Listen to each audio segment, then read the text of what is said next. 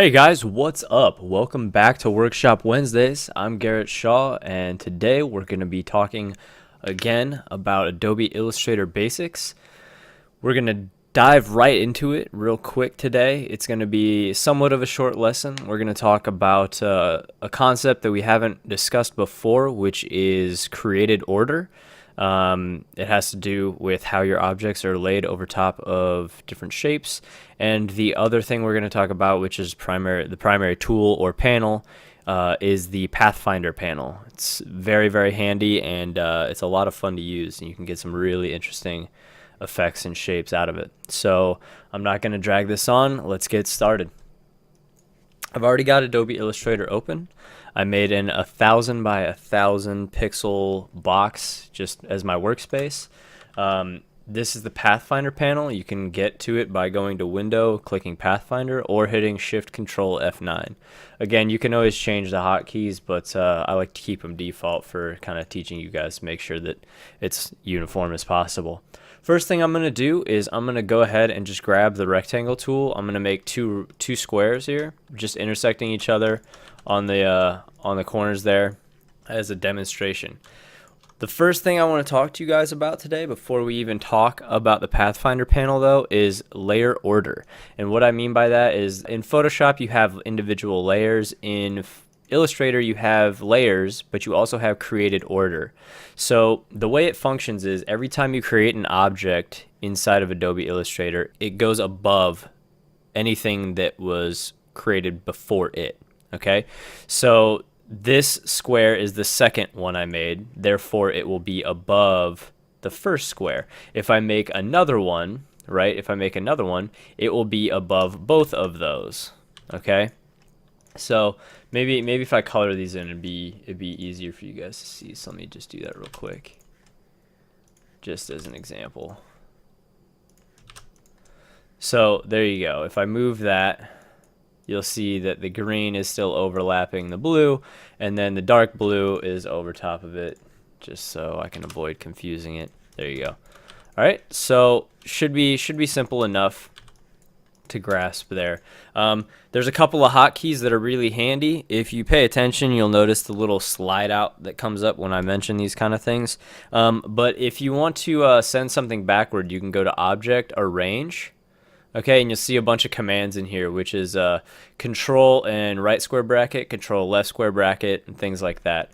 I'll go over them really quick, but basically, if you select an object and hit control left square bracket, it will send it backwards in arranged order. Okay, so I'm sending it, okay, so now it's back behind the first created object. As I click the right square bracket, it will move it forward or to the top. Think of it kind of like a hamburger, if you will. So like this is the bottom bun right now, this is the lettuce, and this is the meat, right? There's no top bun unless I copy this and then paste it. Now I've got my bun, you know what I mean?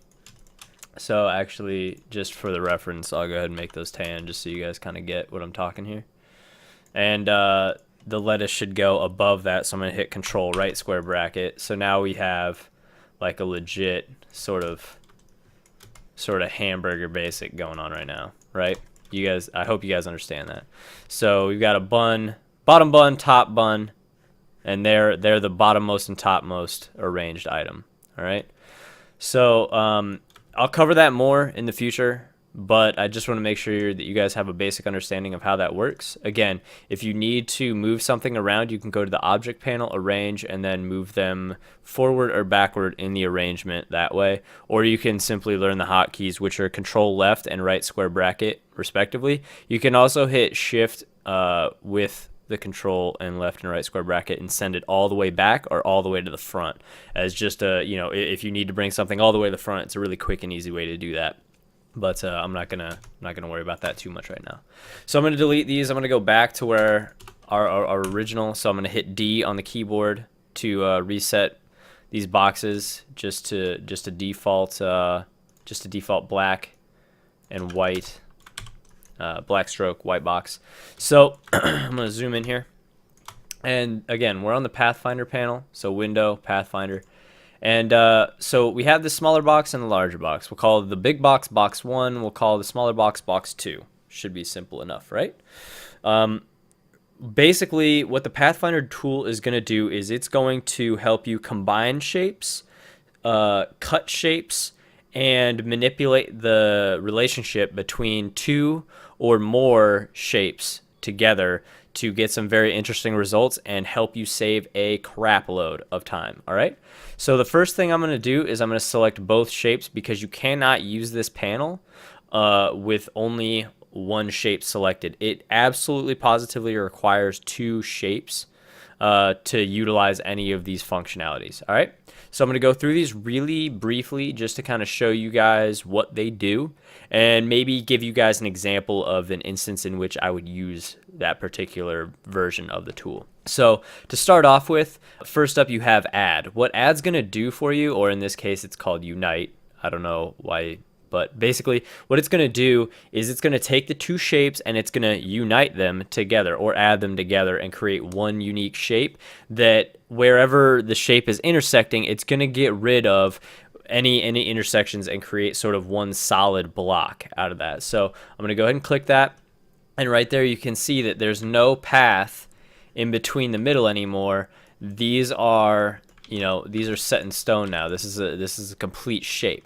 Now, an example of where I would use this. Let's say I have two objects that are colored, right? So we'll go with that blue again, and we'll go with magenta because it's pretty. And then what we would do is we would choose choose unite. And keep in mind that whatever the style of the top object is, it's going to carry over into the united object. So a lot of times what I'll do is I'll copy and Control-Shift-V.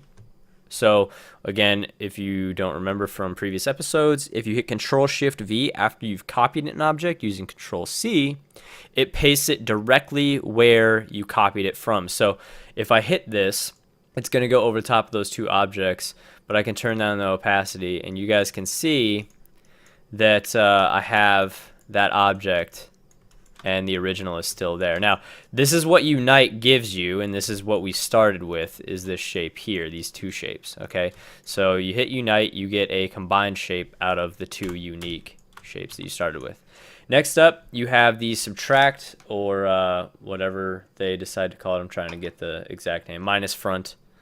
I've always called it subtract because what you're doing is you're subtracting the front object from the back object. So when I click on this, the pink will be removed from the blue object. So when I click on this, boom. Okay, we lose that pink section there, and we have this nice sort of I don't know, awkward pool shape here. Maybe we just make a diving board. Just go for it, right? But basically, when you would use that is if you have multiple instances of objects and you need to get rid of an effect or remove a certain shape from an area, you can just copy and paste that over top of an object. So let's say we'll copy and paste that, Control-Shift-V after you've pasted, or after you've copied. Subtract that, and now we still have the original object, so we can move it, okay? But we have that cut there. It's a really easy way to sort of separate an object and then be able to sort of separate them apart, but have a very clean and two separate pieces to sort of move individually wherever you need them to. I can't think of a specific instance in which I would use it. All I know is that I use it all the time to sort of cut out shapes and colors from other objects, or remove a certain highlight from another object here. So we're going to go back to where they're both filled. All right, so just Control-Z if you want to do it that way or make new ones. Next up, we have intersect. So the way this one works is wherever the two boxes are overlapped, you're going to have a resulting box there. So I'm going to intersect this, and you're going to end up with a nice pink box directly where the two shapes overlapped. Okay, should be pretty straightforward. The last one here is exclude. Okay, thank you. Thank you, Illustrator. Okay, so the exclude tool, what it's going to do is when you click on this, it's going to exclude the overlapped area. Okay, so when I click on this, the overlapped area will turn into a white box, and you will have two unique shapes on the outside. Okay, you can move these most of the time. It just depends on how big your shape is and what you're using it for.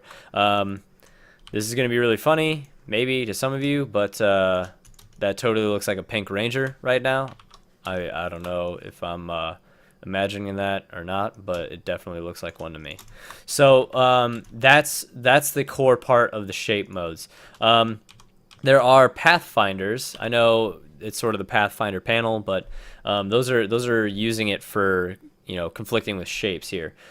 Next up, if you are working with paths, or you can still use shapes, but the way divide is going to work is the same way as subtract worked, only it's going to leave you with all the pieces.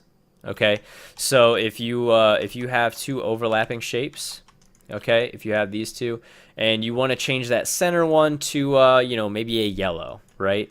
But you can't do that now, because if you change the pink to a yellow, it's not going to work, right? You're left over there. Okay, so we're gonna go back to where it was pink, and then we're gonna hit divide. All right, and then we're gonna, you know, just select that middle block that got generated there, and we're gonna turn that into a nice yellow block, and we end up, you know, with something that you can pull aside, you can stack in different places, you can kind of do whatever you would want to with that, but it gives you that exact shape that was in there to begin with. Okay, it's pretty handy to use if you need to generate something. If you need to remove it, or if you need to, you know, duplicate that shape and move it somewhere else to sort of set up, you know, some sort of pattern or something, if you will. All right, so just backing up to where we were, and let's see here, cancel that, and next up we have what is this one? Sorry guys, I can't remember the exact names of these. I just remember what they do offhand. So this is trim. When you hit trim, all it's going to do is it's going to trim the original shape. It's going to leave this one. So the way that this works is it essentially functions the same way as subtract, but it doesn't get rid of your original shape. It leaves it there. This is, again, extremely handy when you're dealing with objects or clipping masks and layer masks and things like that, where you want to sort of hide that object. It's very, very easy to do so with these tools. Backing up, next up we have merge. So merge is going to do essentially the same thing that unite does, only it's going to leave you with the original shapes, and then it's going to sort of give you a path that is uniform there. I don't know if you guys can see that. Hold on. Come on. Oh, sorry. It's grouping them together. That's why it's not letting me move them. That's my bad. So basically, it's gonna generate that unique shape there. I can't move it right now because it's all grouped up. But there we go. So it's really not that handy. I mean, you could basically just group it, and it's gonna, you know, group them together. It's not gonna. The best way to describe it is, if you want to apply two effects to the same shapes, you could use that. A better way to do it would be to hit Control G and just group them, and then hit or select whatever color you wanted to utilize. All right. That would be the quicker way to do it. This is just a way, if you find it handier to use that panel, you can. I would say just hitting Control G and grouping them would be the better way to go. Crop is a little bit different, and what it's going to do is it's going to crop the shape to whatever that overlap was, or whatever was left. Sorry, I accidentally did that while it was still united there. So crop. There you go. It's giving you that cropped area, but it's still leaving the paths behind for the shape that was on top. Again, not extremely handy in any particular situation. It's just good to know that it gives you some, another means to an end, so to speak. I rarely, if ever, use these, but I felt like I needed to include them so that you guys could see kind of what they do. Next up is outline. It's just going to turn this into outline mode. You can actually do that by just hitting Control Y. The other thing that it's going to do for you is remove all stroke and all fill. So it's essentially converting this into strictly line work. I can't think of any time where I would legitimately use that, but it's good to know that it exists, I guess. Last up is going to be minus back, and in this case, it goes back to the initial tool, or the second tool we talked about, which is minus front. Same thing, only it's gonna minus the back object. So in our case right now, we're gonna hit minus back, and it's gonna leave us with the pink block or the magenta block with the blue section subtracted from it. Okay, it's gonna give us that nice L block. All right, so today's lesson was pretty short. I hope you guys learned something new about the Pathfinder tool and how to create combined complex shapes with standard geometry. Just as an example to show you guys sort of how complex and crazy this can get, you can kind of make clouds really easy. Well, that was big, but if you want to, instead of having all these shapes and these little things all over the place, you could select all of them and hit add, and then you get a nice little cloud that you can do whatever you want with. All right, just a really quick example to show you guys what you can really do with this. Alternatively, if you wanted to subtract this from this, you could, and then subtract that from that, and that from that, and it just really, it can go on and on and on. The shapes can be as complex as you want them to be.